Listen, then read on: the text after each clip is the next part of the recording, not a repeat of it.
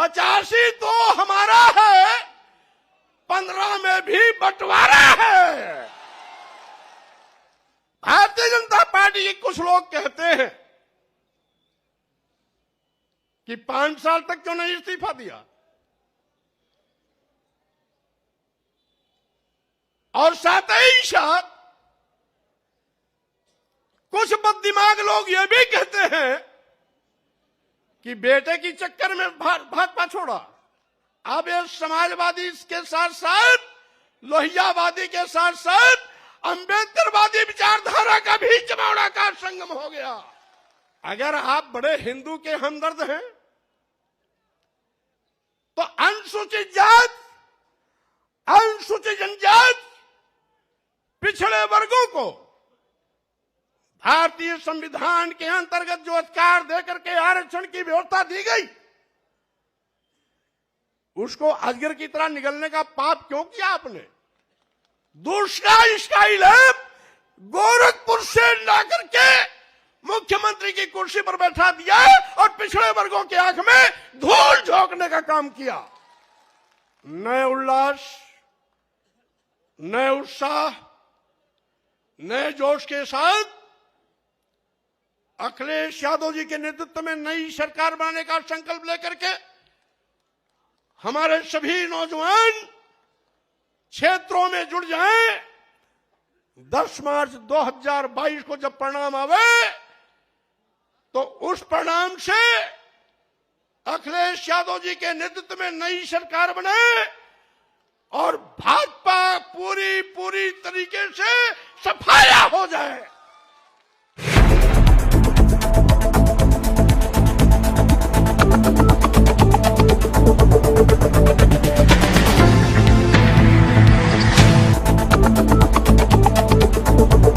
Samajwadi party कार्यालय की इस प्रांगण में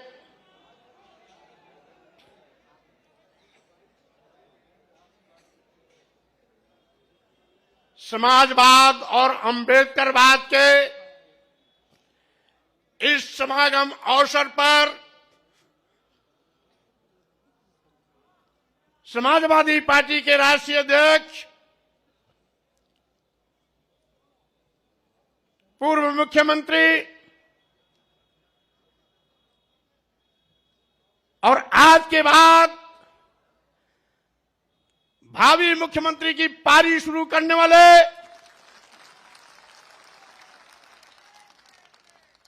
श्री अखिलेश यादव जी अभी आपको संबोधित कर रहे थे। उत्तर प्रदेश सरकार में मंत्री पद से इस्तीफा देने वाले भाई डॉक्टर धर्म सिंह सैनी जी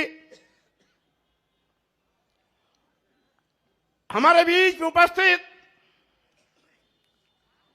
हमारे परम सम्मानित सहयोगी साथी, पूर्व में कई बार मंत्री रहे, वर्तमान में विधायक भाई भगवती प्रसाद सागर जी, पूर्व में मंत्री वर्तमान में विधायक भाई विनय शाक्य जी, तीन बार विधायक रहने वाले जो अभी विधायक पद से फिर इस्तीफा दिया, बहुत ही कर्मठ साथी भाई रोशन लाल वर्मा जी, अभी निषाद समाज से ताल्लुकात रखने वाले डॉक्टर मुकेश वर्मा जी, जो विधायक पद से इस्तीफा देकर के आपके साथ खड़े हुए हैं, हमारे प्रजापति समाज से भाई ब्रजेश कुमार प्रजापति विधायक, जो तिंदवारी से इस्तीफा दे के आपके बीच आज भारतीय जनता पार्टी को उखाड़ फेंकने का संकल्प लेकर के यहां मौजूद है। हमारे विधायक जो भी इस्तीफा दिए, चौधरी अमर सिंह, शोहरतगढ़ सिद्धार्थनगर,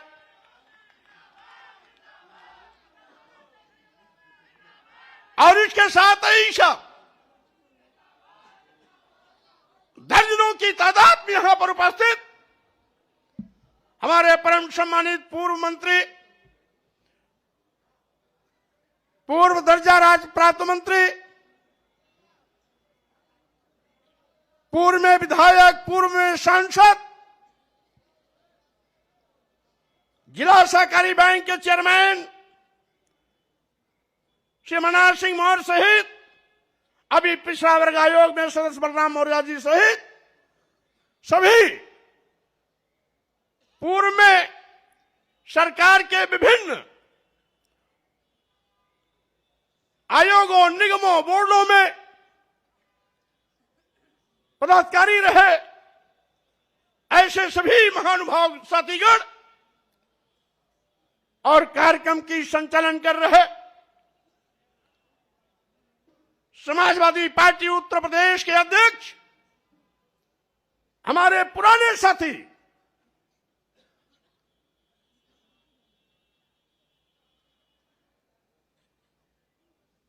सम्मानित उत्तम जी और इसके साथ ही यहां पर बैठे हुए हमारे सभी नए और पुराने वो सभी साथीगण जो बिना किसी निमंत्रण, बिना किसी आमंत्रण के आज लखनऊ की सारी सड़कों को जाम में परिवर्तित कर दिया है।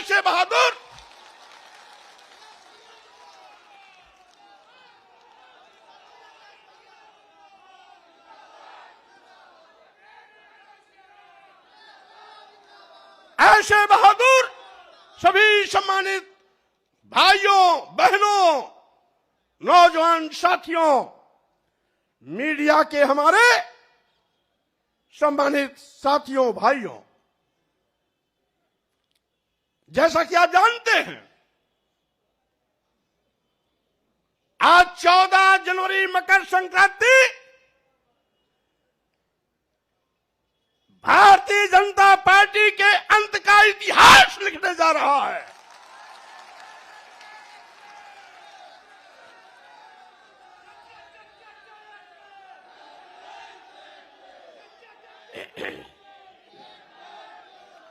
आज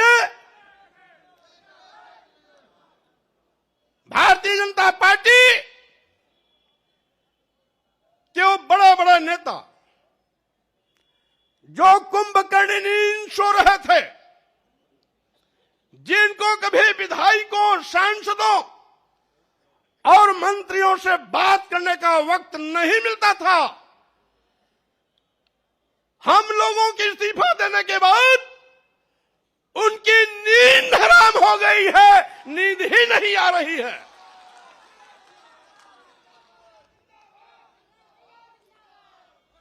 और साथ ही साथ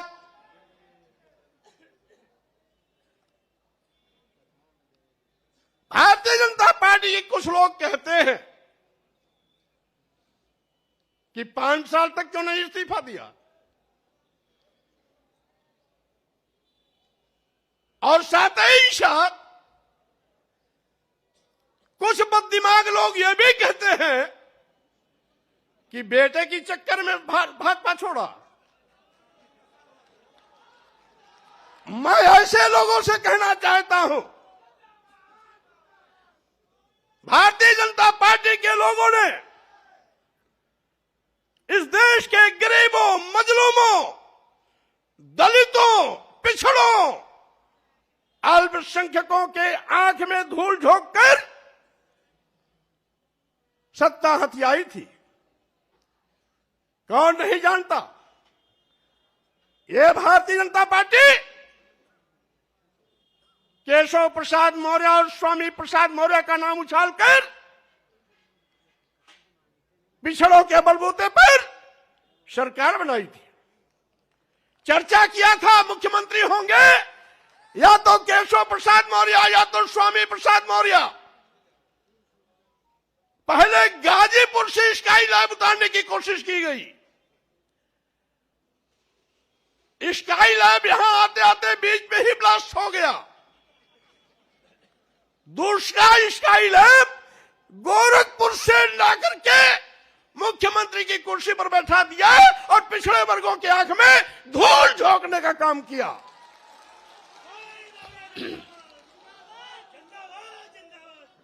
आज सरकार बनावे दलित और पिछड़े और मलाई खावे वो लोग अगड़े 5% लोग। मैं कहना चाहता हूं, आप कहते हो नारा दे रहे हैं 80 और 20 का, और मैं ये कहता हूं 80-20 नहीं, अब तो होगा 15 और 85 का। 85 तो हमारा है, 15 में भी बंटवारा है।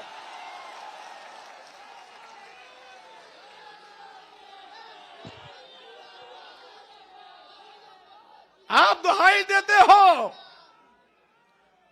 उत्तर प्रदेश की सरकार को, मैं चेतावनी देता हूं। आप कहते हो हम हिंदू कार्ड पर चुनाव जीतेंगे। अगर आप बड़े हिंदू के हमदर्द हैं तो अनुसूचित जात, अनुसूचित जनजाति, पिछड़े वर्गों को भारतीय संविधान के अंतर्गत जो अधिकार देकर के आरक्षण की व्यवस्था दी गई, उसको अजगर की तरह निगलने का पाप क्यों किया आपने? अभी अभी 69,000 शिक्षकों की भर्ती हुई, 19,000 आरक्षित पदों पर सामान्य वर्ग को नियुक्ति पत्र दे दिया। योगी जी, क्या अनुसूचित जाति के लोग हिंदू नहीं है क्या?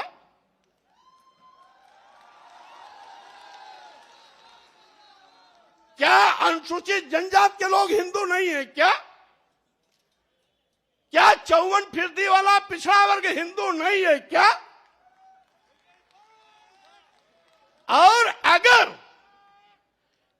23% वाले अनुसूचित जाति और जनजाति के लोग हिंदू हैं, 54% वाले पिछड़े वर्ग के लोग हिंदू हैं, तो इन 54% और 23% के आरक्षण को आप क्यों निगल गए? क्यों दूसरों को इनका हिस्सा दे दिया? आप बड़े हिंदू के हमदर्द बनते हैं। और यही नहीं, मैं कैबिनेट में था, एक प्रस्ताव आया, बिना एडवर्टाइजमेंट निकाले, बिना आवेदन पत्र मांगे कैबिनेट में चिकित्सा शिक्षा विभाग का एक प्रस्ताव आया कि चूंकि अनुसूचित जाति, जनजाति और पिछड़े वर्ग के अभ्यर्थी उपलब्ध नहीं हैं, इसलिए इनकी जगह को सामान्य वर्ग से भर दिया जाए। हमने कैबिनेट में करारा विरोध किया। हमारे विरोध पर मुख्यमंत्री ने भी अपनी सहमति जताई। सहमति जताने के बाद भी उस नियुक्ति पर रोक नहीं लगाई। ये हमदर्दी है। और हमने पूछा, क्या आपने एडवर्टाइजमेंट निकाला? नहीं। तो हमने ये कहा, आपने लिखा कैसे? एक बार विज्ञापन निकलता, दोबारा निकलता, तिबारा निकलता, और तीनों बार में जब कोई आवेदन नहीं आते तो इस प्रकार की नोटिंग होती। आपने बिना आवेदन लिए, बिना एडवर्टाइजमेंट निकाले, ये लिख करके सीधे सीधे आपने पिछड़ों और अनुसूचित जाति, अनुसूचित जनजाति के आरक्षण के हिस्से की सीट सामान्य वर्ग को दे दिया। यही नहीं,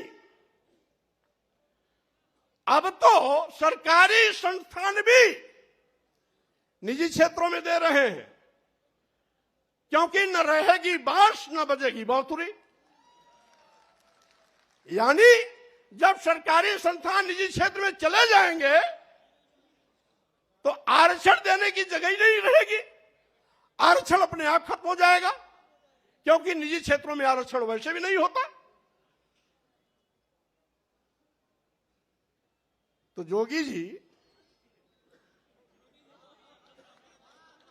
मैं ये कहना चाहता हूं,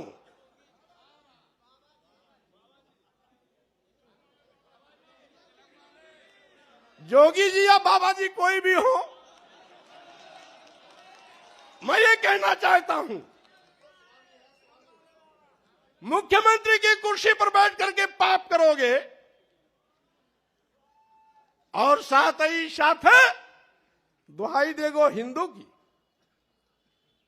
क्या आपकी नजर में कुछ बड़ी जात के लोग हिंदू हैं क्या? अनुसूचित जात के नहीं है, अनुसूचित जनजात के नहीं है, आदिवासी नहीं है, पिछड़े वर्ग के नहीं है, तो वही 10-5% अगर आपके हिंदू हैं तो आपका खटिया खड़ी बिस्तरा गोल होना तय है,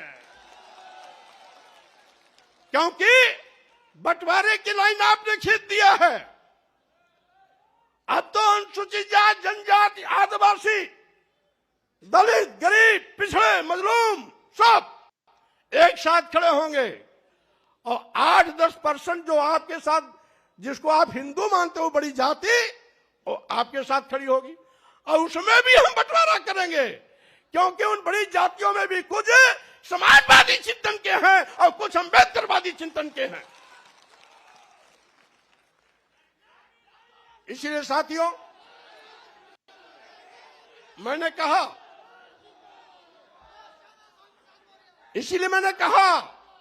आज का ये जो कार्यक्रम है, अभी तक तो ये समाजवादी विचारकों का जमावड़ा था, अब ये समाजवादी के साथ साथ, लोहियावादी के साथ साथ अम्बेडकरवादी विचारधारा का भी जमावड़ा का संगम हो गया। और इसीलिए हम ये भी कहना चाहते हैं, बगल में उत्तराखंड में 3 बार मुख्यमंत्री बदल सकते हैं, आप 5 साल इंतजार क्यों किए, उसी को बता रहा हूं। यहां पर इतना जुल्म, जाति, अत्याचार, अन्याय हो रहा था। लखीमपुर की घटना, हाथरस की घटना, गोरखपुर की घटना के साथ साथ 2 दर्जन ऐसी घटनाएं हैं जहां एफआईआर लिखने में आपने हीलावाली किया, और साथ ही साथ जहां गोरखपुर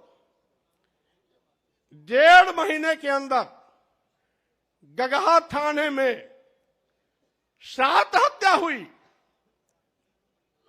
5वीं हत्या हुई तो मैं स्वयं मौके पर पहुंचा।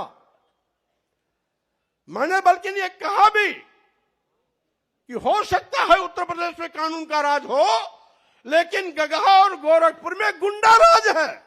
मंत्री रहते मैंने कहा था, यद्यपि कुछ टीवी वालों ने चलाया 1-2 बार, ऊपर से रोक दिया गया होगा, लेकिन उसके बावजूद भी थानेदार नहीं हटाया गया और सीओ नहीं हटाया। क्यों? क्योंकि वो जोगी बाबा की बिरादरी वाला था। और मेरे लौटने के बाद जब 2 हत्या और हो गई, यानी 7 हत्या पूरा हो गया, तब जाकर के यशो हटाया गया और सीओ हटाया गया। गगहा, गोरखपुर, गगहा बाजार भी है, गगहा थाना भी है, गोरखपुर से 25-30 किलोमीटर आजमगढ़ रोड पर है। यानी 2 मौर्य मारे गए थे, 2 ब्राह्मण मारे गए थे, 2 बनिया मारे गए थे और 1 अज्ञात महिला की लाश मिली थी। ये 7 हत्याएं, 2 मौर्य, 2 ब्राह्मण और 2 बनिया,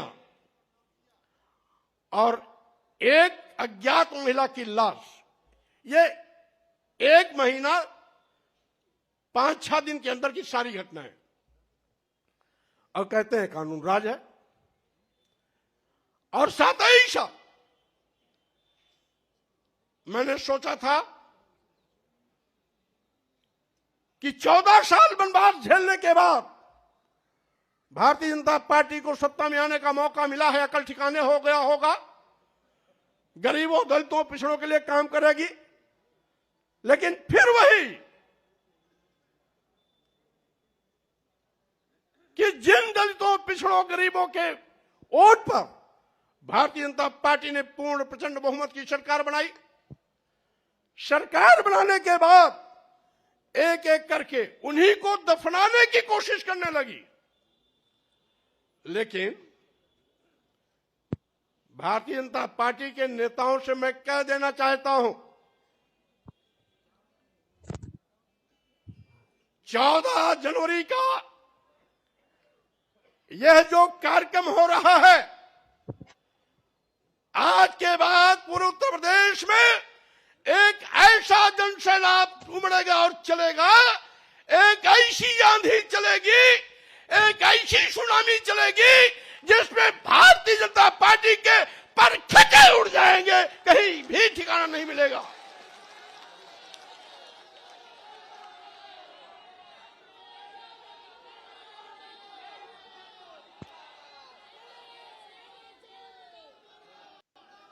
और साथ ही साथ मैं ये भी कहना चाहता हूं, स्वामी प्रसाद मौर्य ने पार्टी भले न बनाई हो, लेकिन किसी भी पार्टी से हैसियत कम नहीं रखते हैं, उनके पास जनधार की कमी नहीं है।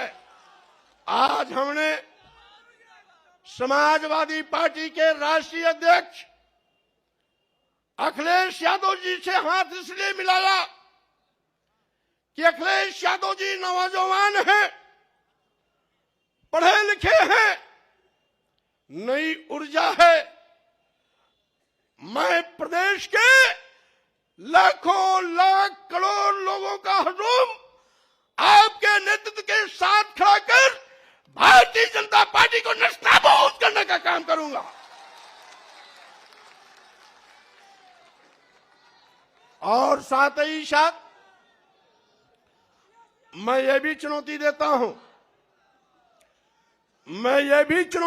हूं, जिसका मैं साथ छोड़ता हूं उसका कहीं अता पता नहीं रहता है।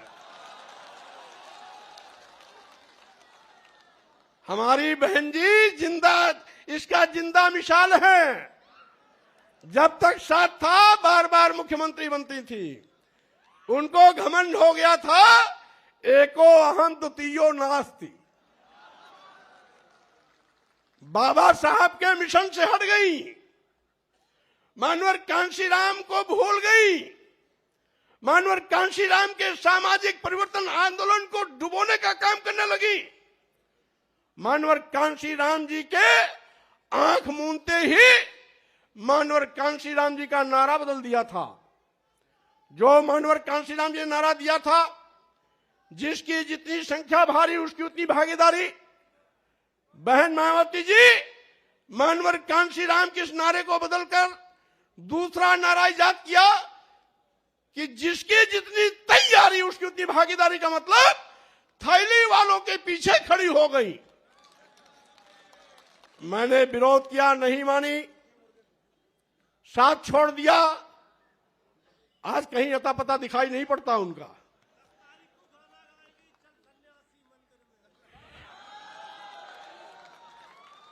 और मैं कहना चाहता हूं, भारतीय जनता पार्टी उस दिन तक तीसरे स्थान पर थी जब तक मैं बहुजन समाज पार्टी में था। बहुजन समाज पार्टी नंबर 1 पर थी उस दिन, भारतीय जनता पार्टी तीसरे पर थी। भारतीय जनता पार्टी तीसरे पर थी, और जैसे ही बहुजन समाज पार्टी छोड़ करके भारतीय जनता पार्टी के साथ हमारा भारतीय जनता पार्टी आकाश चढ़ गई। अब भारतीय जनता पार्टी के लोगों को मैं फिर कहना चाहता हूं, आपके बुरे दिन आ गए। और साथ ही साथ अब मैंने आपका साथ छोड़ा, मेरे बाद साथ छोड़ने वालों का एक लंबा कतार चल रहा है। आज के बाद भी ये इस्तीफा देने का सिलसिला चलता रहेगा। और साथ ही साथ 2022 के विधानसभा चुनाव में जब 10 तारीख को परिणाम आएगा तो 2017 के पहले जो भारतीय जनता पार्टी का आंकड़ा था 42 विधायक और 45 विधायक का, मैं दावे के साथ कहना चाहता हूं, इन नौजवानों की कुवत के बिना पर आपको फिर पुराने आंकड़े दहाई पर लाके खड़ा करने का काम करूंगा।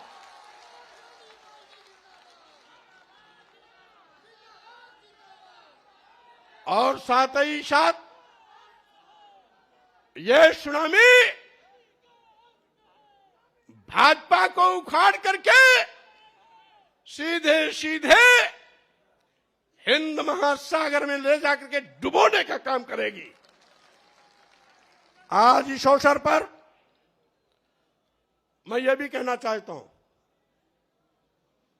जिसके पीछे लाखों का हजूम हो, आज कोरोना महामारी के चलते निर्वाचन आयोग का भी शिष्टाचार पालन करने का निर्देश दिया है और साथ ही साथ कोरोना प्रोटोकॉल को भी पालन करने का निर्देश दिया है। इसीलिए आज केवल प्रमुख लोगों को बुलाया गया, लेकिन आपका विक्रमादित्य मार्ग पूरा, कालिदास मार्ग पूरा, कालिदास विक्रमादित्य को जोड़ने वाला मार्ग पूरा, ला माउंटेनियर का पूरा मैदान इन कार्यकर्ताओं से भरा पड़ा हुआ है, पटा पड़ा हुआ है। और साथ ही साथ जैसा कि हमारे भाई डॉक्टर धर्म सिंह ने कहा, अगर कोरोना महामारी नहीं होता, निर्वाचन आयोग का आचार संहिता नहीं होता, तो आज रमाबाई अंबेडकर मैदान में ऐतिहासिक कार्यक्रम के माध्यम से भाजपा की चूल्हे आज ही हिला दी गई होती। लेकिन इसके बावजूद बड़े बड़े नेताओं की नींद टूट गई, हराम है, चैन नहीं आ रहा है। टिकट बांटने का भी क्रम बंद कर दिया, कहीं ऐसा ना हो हम जिसको टिकट दे वो भी पार्टी छोड़ चला जाए। और इसीलिए साथियों मैं कहना चाहता हूं कि आज का ये जो ऐतिहासिक दिन है, ये परिवर्तन लाने का शुभारंभ का दिन है।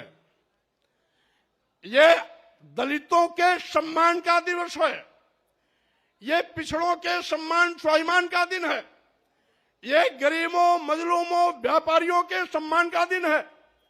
और साथ ही साथ वो बेरोजगार नौजवान जो इस सरकार में ठगे गए, आउटसोर्सिंग के माध्यम से टाफी देकर के फुसलाने की कोशिश की गई। हमने कैबिनेट में भी आउटसोर्सिंग भर्ती का विरोध किया। हमने कहा जब सरकार पर कोई आर्थिक भार की कमी नहीं होती है, पूरा पैसा खर्च होता ही होता है, तो आउटसोर्सिंग को क्यों, सीधी भर्ती क्यों नहीं। अब वो बेरोजगार नौजवान नौकरी तो पाता है, लेकिन वेतन कितना, मानदेय कितना मिलता है? 7,000, 8,000, 9,000, 10,000। अब पैसा और कहां चला जाता है? बिचौलिए को। हमने बिचौलिए को खत्म करने के लिए कहा था, ये सरकार नहीं मानी।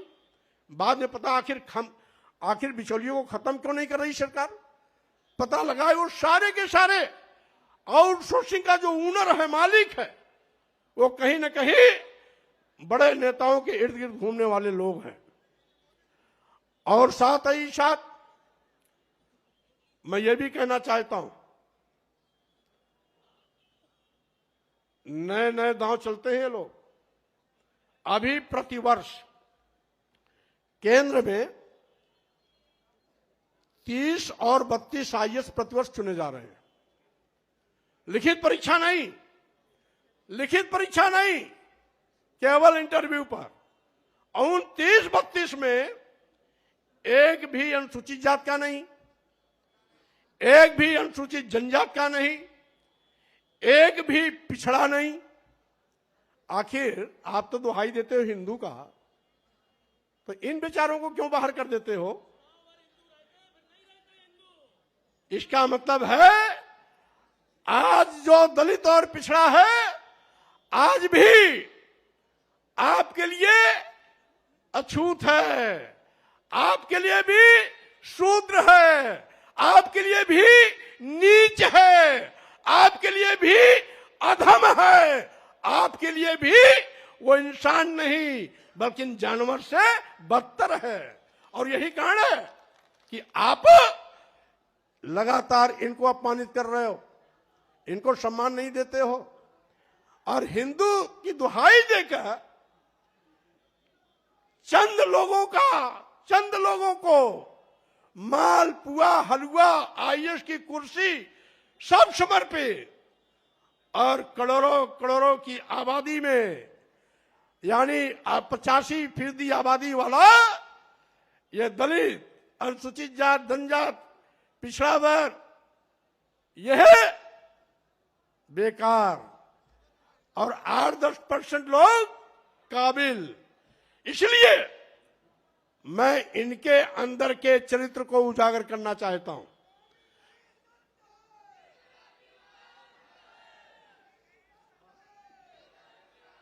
और साथियों, हमारे मीडिया के साथी भी कभी कभी कहते हैं कि मौर्य जी इतना विलंब क्यों किया? अरे भाई, 5 साल के लिए जनादेश मिलता है और 5 साल तो इंतजार करना ही पड़ेगा। अब जब 2022 के नए जनादेश की बारी आई है, तब मैंने ताल ठोका है, और ताल ही नहीं ठोका है, यह मैदान श्री मुलायम सिंह यादव का है।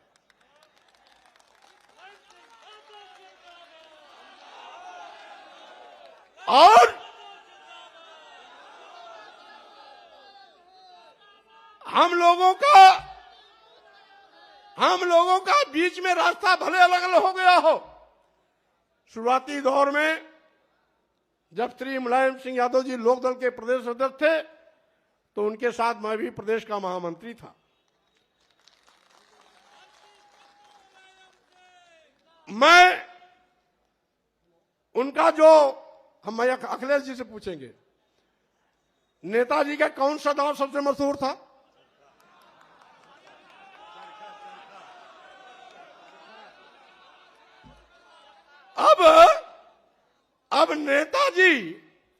अब नेताजी चरखा दांव नहीं लगाएंगे, बल्कि अब नेताजी की ये पूरी फौज वो चरखा दांव लगा करके एक एक भाजपा वालों को ऐसी पटकनी देगा कि सबको